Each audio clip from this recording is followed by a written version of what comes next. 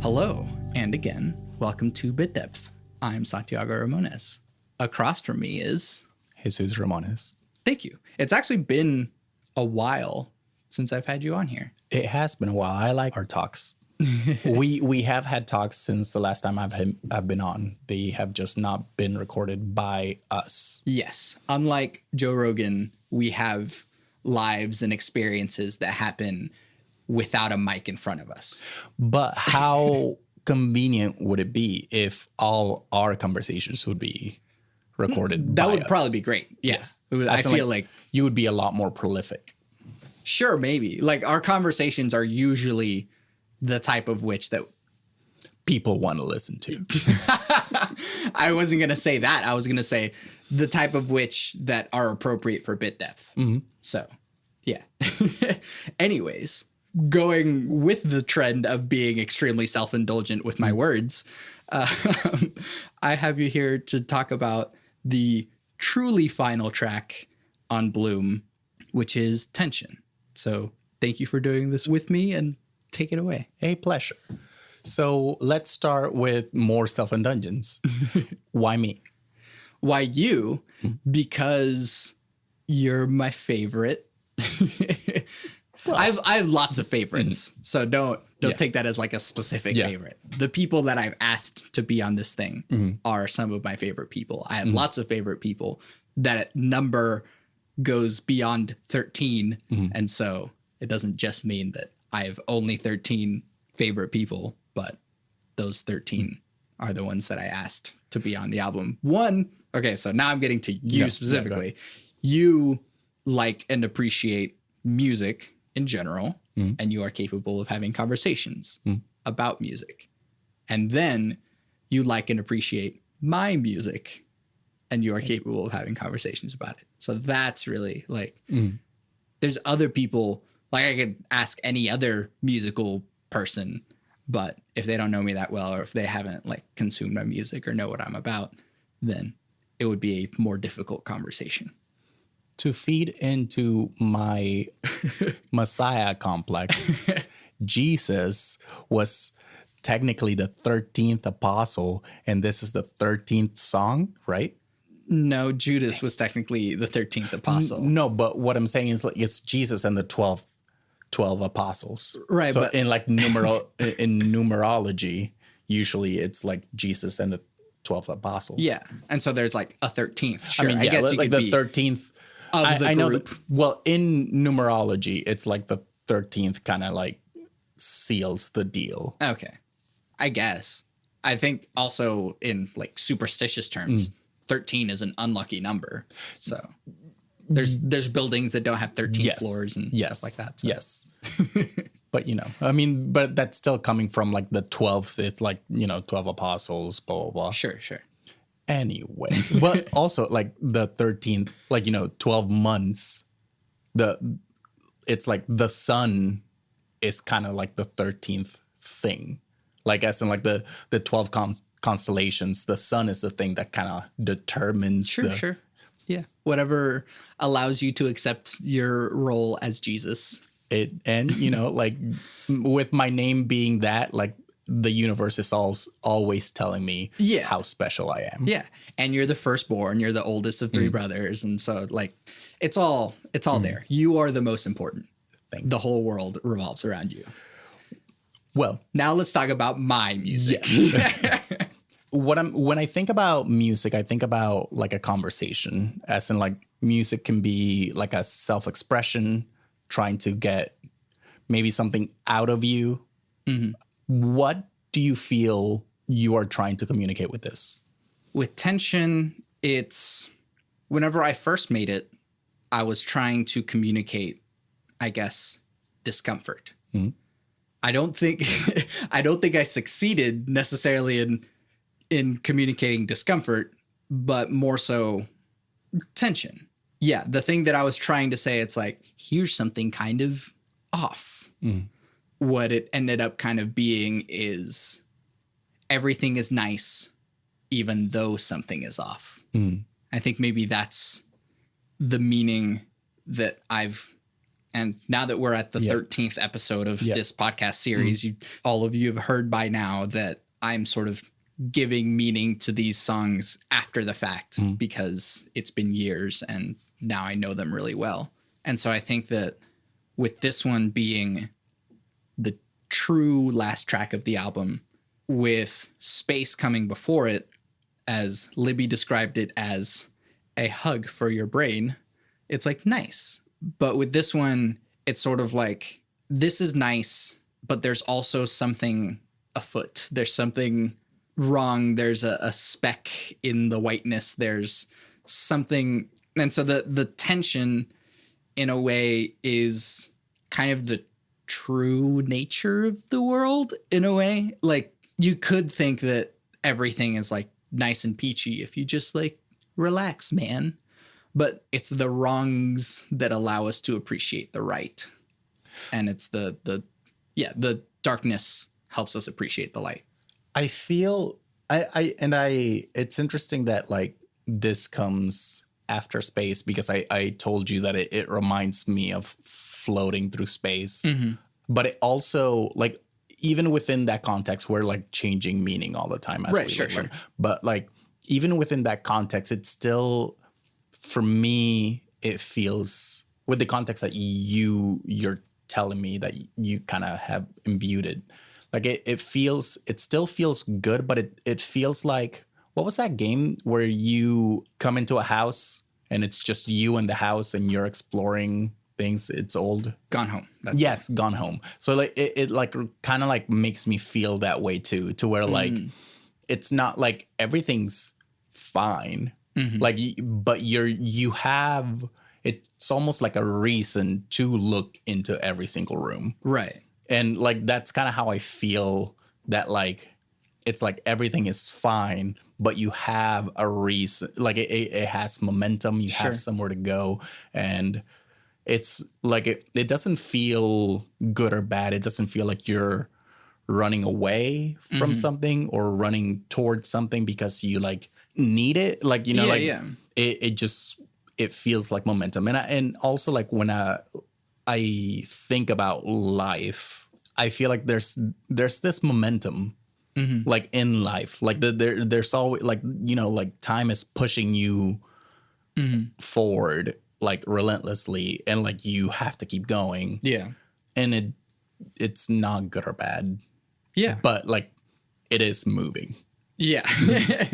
That is a little bit more of the, whenever I talk about it's going to be okay, my second thing, it's simultaneously like this moment right here is very important and you like need it to be okay, like, or else, but also that we're a tiny blip in the vast expanse of the universe. And so regardless of anything else, like time is going to keep going no matter what. So that's going to be okay.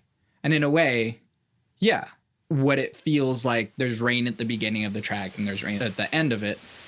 And rain is both a good and bad thing, or like it can be a positive thing, it brings life, but then it's also a sad thing poetically, but also like, oh darn, my clothes are wet. It's like rain can be, I'm just thinking about Seattle, like, you know, like rain can be bad if like it's been raining for a week straight. Yeah, exactly. Like, but rain is also relaxing. And yeah, exactly. And that kind of the yin and yang, the middle way, is, I think, a better thing to lean on than just everything is fine and dandy. I talked about this a little bit in my conversation with Lee about contentment, where like happiness is overrated. It's better to be content, and happiness can happen from contentment, but that balanced state is kind of where we long to be, especially with like meditation and stuff like that. So with tension, it's sort of like, here's the good, here's the bad, and let's find the middle way. I'm not a Buddhist, but you know. Before we started recording this, we were talking, and then there's something that like I started writing right away and kind of stopped you in your tracks. You said that Bloom, the whole album, was you It's kind of like you growing as a musician. Mm-hmm.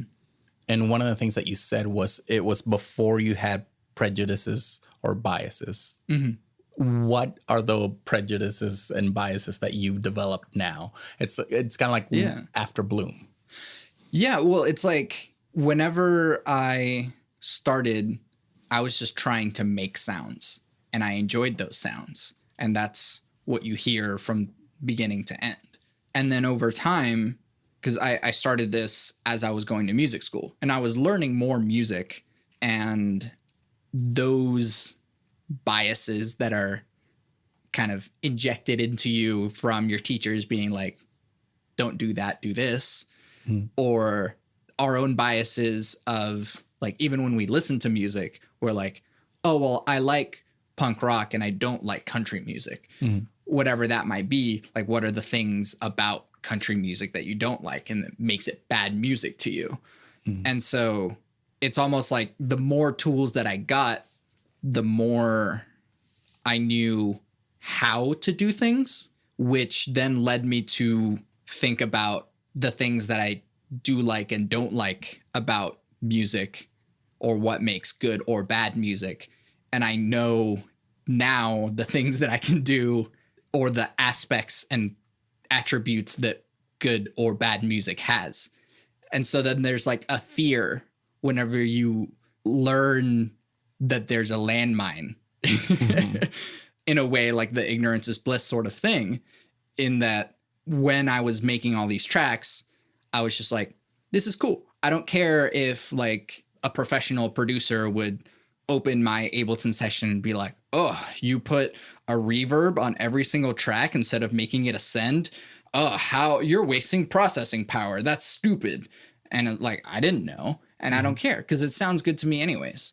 And that's kind of the silly thing too that comes out of music school as well, especially once I was going to ACM, is that as I was learning more in ACM, all of the students were kind of asking these questions too, like, what's the right way to do this? How should I do this? It's should is a value word, statement. Yeah, it's almost a moral statement. And so like, by not doing things this way, you are bad. And it's funny because all of the teachers at ACM are really good musicians and really good people. And they would always kind of qualify those questions being like, well, you can do whatever you want. This isn't like, we're not telling you what to do. But if I were doing it, it makes sense to me to do it this way. And what the students would do, like myself included, would this go, is the right this way. is the way. And so, yeah, those biases kind of pile up over time. It's like, this is a key signature and there are wrong notes in a key signature. This is a guitar and this is how you don't play guitar. This is your voice and this is bad sounds with your voice. And so it's like, the more that you learn, the more that these value statements are being added to everything. And so I did get more educated as I was making Bloom, and I kind of started spotting more of those landmines. But at the same time, I reached a point to where I felt good about what I was doing rather than feeling just like I was wandering around. And so with space and with tension, I was able to kind of know exactly what I wanted rather than, so in a weird way, it's not like I'm done exploring.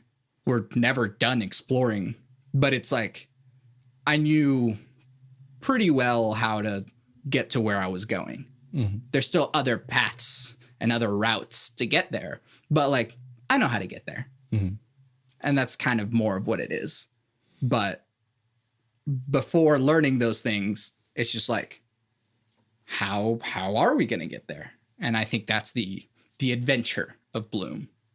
It seems to me, because one of the things that you said is landmines. It's kind of like your learning kind of showed you where there's landmines. And in music, from me, like I'm not really a musician. I'm not a musician. From my point of view, in music, you can intentionally step on landmines if you do it right. Right.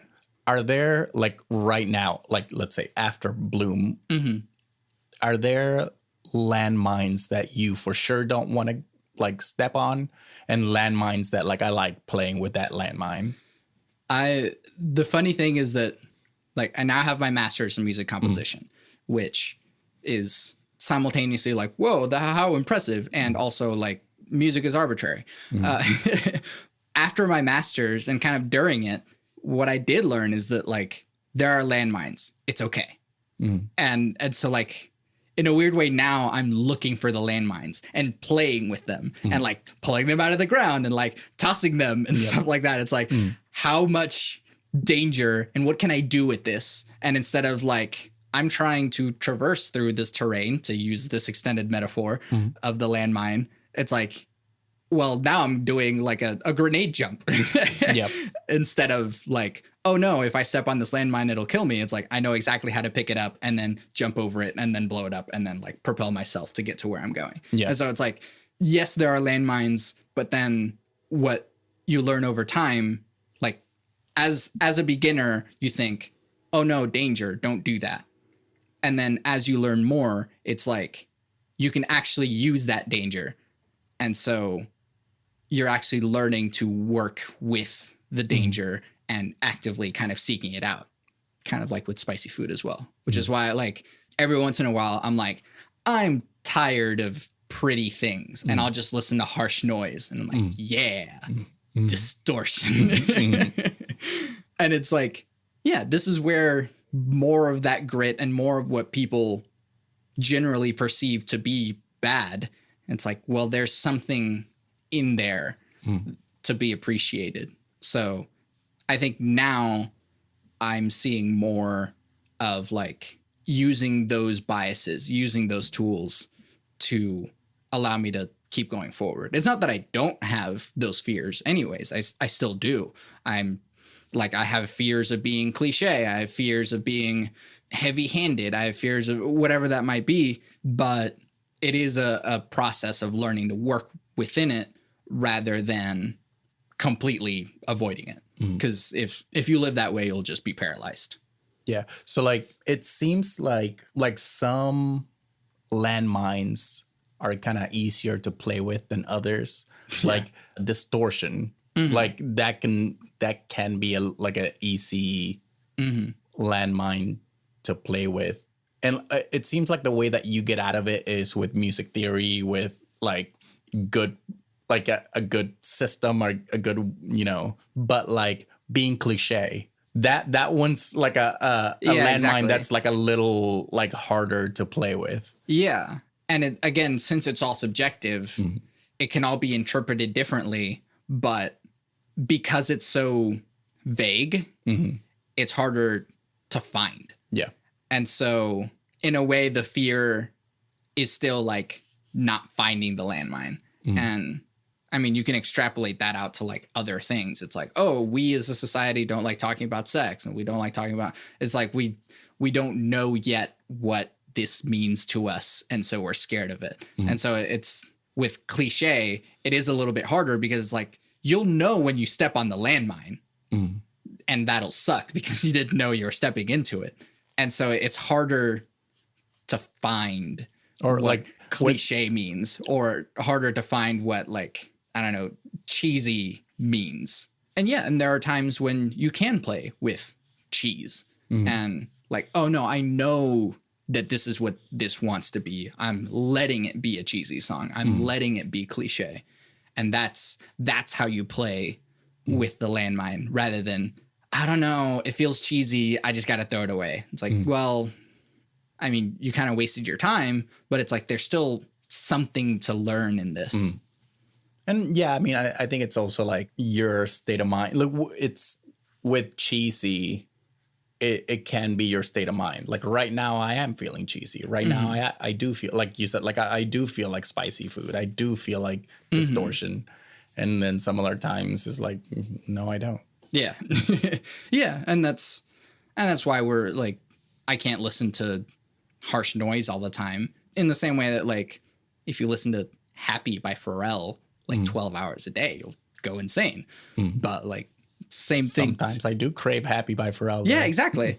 And I don't know. The last time that I heard it, I was like, I haven't heard this in a while, and I didn't want to hear it. But, you know, and that kind of ties back to this idea of the middle way, of like leaning into the spicy or leaning into the calm and using them both. And that's kind of what this track does. So let's break some of the sounds down. Okay. The first thing that you hear in Tension is this rain. There's actually 2 layers of rain, which kind of just sounds like white noise, but it has a little bit of like sweepiness to it. Like maybe it sounds like cars are driving in it. I listen to rain when I go to sleep. Yeah. And I mean, it's nice and soothing. But then there's more of this like poppy sounding rain, which sounds a little bit more like one of your gutters is bent and it's like kind of pouring off of the side. And so that was kind of the start of Tension. I liked this idea of having the calm of the rain. But again, it's how rain feels to different people. And then so after that comes in this track, which sounds kind of like hollow and a bit, well, yeah, it's hollow, but it's like broad, and it, to me, it sounded mysterious. And so it's like, if it's like raining at night, it's dark and you don't know what's out there, that's kind of the feeling that this evoked to me. I also kind of wanted something underneath it, which is why I had this bass. And the whole song, like, there's no bass line. I'm normally really proud of my bass lines, but this one, like, it's just this drone. In the same way the bass drone works like how the rain does, with, like, it's just in the background, but it's this foundational thing to kind of feel presence. And so after this sound is in there for a bit, and then this sound is in there for a bit, then you start hearing this, which I guess is kind of like a music box kind of sound that is nostalgic, even in the same way that, like, we have nostalgic memories about rain. I actually remember when we were in Venezuela and, like, it would rain all the time, and at our balcony in our house, like, we would, like, slide back and forth in the rain. And then I got hurt one time and I blamed it on Daniel. As we do. Yeah. But then, yeah, so this kind of music boxy kind of sound was one of the kind of moving factors of it. There's the mystery from one side, but then there's the memory from this side. And then this is sort of the main, like, the melody sound, if you will. This is kind of what intentionally tells you what's going on. And it's the thing that, like, you follow. And it's kind of what gives you these tense notes. That note is out of place from the rest of them. It's a little gritty, but it's like moving a little bit. It's like breathing. And you can't quite tell when it starts and ends, but it's also not bad. And I think that's something else about it, is that it, like, doesn't, by itself, it's not necessarily a good or bad thing, but it's just in the context, depending on the notes that are being played, it does change the meaning of it. Because that lower note that just happened, it was like, whoa, that was a little bit different sounding. Yeah. And so that's really the sounds of the thing. And really, I was just playing with the notes and, like, which notes are in place and which notes are out of place, and how when it still kind of goes back to that foundational note, the bass is always playing that drone. You always kind of know what the home is, but we're kind of nudging ourselves around it. And that is kind of what creates that mystery, that tension. Air horns. Yeah. And I think that, again, like we were talking about, is that instead of ending up somewhere happy, we're ending up kind of mysterious, kind of tension. We don't know where we're going to go. And I think that's why I feel like this is the true ending to Bloom, because rather than like, yeah, everything's fine and dandy in the world, it's like there's something else out there. Let's see what it is. You said that all the tracks, like 1 through 12, are chronological. Yes. In the order. Where would this one go? Because you said that this one is not the newest. Yeah. So this one, actually, I wrote initially after Ambient 10, which is now known as Stream, which came before Glimmer and before Space. But I originally had released it as a shorter thing. And so to make it feel like the bonus track is significant, I like took a previous release and I updated it. I added more notes to it. I added a little bit more tension. The chords are a little bit more complex because I had a little bit more of the musical knowledge at that point too. And so it was interesting to kind of go back and renew it with the context of it going at the very end. One of the things that you said when describing the sounds was memory. And this actually kind of beginning at like 11. Yeah. And then just being kind of renewed to be, 13 does kind of also like, post hoc, like adds it with this meaning of memory. Yeah. And it's not the first time that the thought of memory comes up in the album. If you pay for the album, like you should. A value statement. Value. Yes. Oh, well, I mean, give me value by paying for it, but also value yourself in supporting local artists. Anyways, the concept of memory, it came up whenever I was talking to Libby about Glimmer, with how as you're digging your way out of the darkness that is in Glimmer and you find the light, you're able to remember the light, but you're also still able to remember the darkness that was below you, and it like propels you up whenever that like big swell happens. And then also in Contentment, all of the memories, which there's a lot of delay in this album. There's a lot of echoes going on and on and on, and a lot of repetition. And so like in a way, delay is just a thing remembering itself. And the farther out you go and the more layers you add are like more memories that you're creating with it. And so memory is kind of a thing that comes up in the feelings of a lot of these tracks. It is taking something old, renewing it. That's part of the memory. And it's also part of remembering our experiences through life, and remembering the bad and remembering the good is what makes your life varied. And it's also what kind of allows you to decide like where you are. If you're born into like a super rich family and all of your life is super comfortable, and then like one time you don't get what you want, that is real suffering. In the context of the rest of the world, it doesn't seem like real suffering, but like one's own experience is where that context is. And so, yeah, that one thing that they didn't get what they wanted is like actually painful. And so the context of good and bad things in one's life, and the memories of this was good, this was bad, I feel good about my life, I feel bad about my life, whatever it might be. Yeah, the balance of what tension becomes. Well, we did it. Okay.